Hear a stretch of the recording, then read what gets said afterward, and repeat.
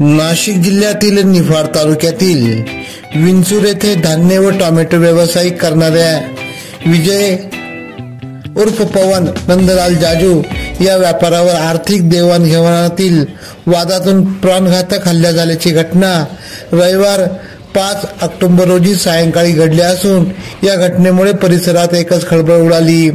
मिळालेल्या माहितीनुसार विजय उर्फ पवन जाजू आणि मनोज गोराडे यांच्यात 2 दिवसापूर्वी आर्थिक देवाणघेवाणवरून व्यवहारावरून वाद झाला होता।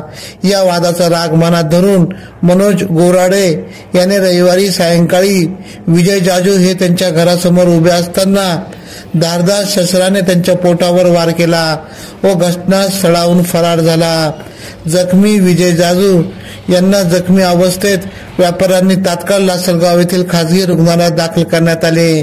तेथे डॉक्टर खुशाल जाधव यांनी प्रथमोपचार करून त्यांना पुढील उपचारासाठी नाशिक येथील रुग्णालयात हलविण्यात आले। याच तीव्र घटनेच्या निषेधार्थ संपूर्ण विंचूर शहरात अत्यावश्यक सेवा वगळता कडकडीत बंद पाळण्यात आला। सोमवारी सकाळी 10:30 वाजता ग्रामस्थांच्या व व्यापारी असोसिएशनच्या वतीने लासलगाव पोलीस स्टेशनचे सहाय्यक पोलीस निरीक्षक भास्करराव शिंदे यांना निषेधाचे निवेदन देण्यात आले। यावेळी सरपंच, ग्रामपंचायत सदस्य, सर्वपक्षीय मान्यवर, व्यापारी, प्रतिष्ठित नागरिक, मोठ्या संख्येने ग्रामस्थ उपस्थित होते। निवेदनाद्वारे नागरिकांनी या प्राणघातक प्रकरणातील आरोपीवर तात्काळ व कठोर कारवाई करण्याची मागणी केली आहे।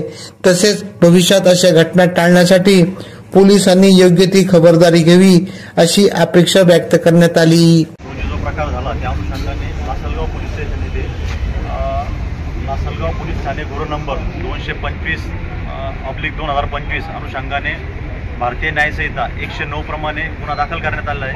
गुन्हा दाखल केल्यानंतर यातील जो आरोपी आहे त्या आरोपीला तात्काळ अटक करून आज रोजी त्याला आपण मान्य न्यायालयात हजर करणार आहोत आणि आम्ही पुढील तपास करत आहोत। धन्यवाद।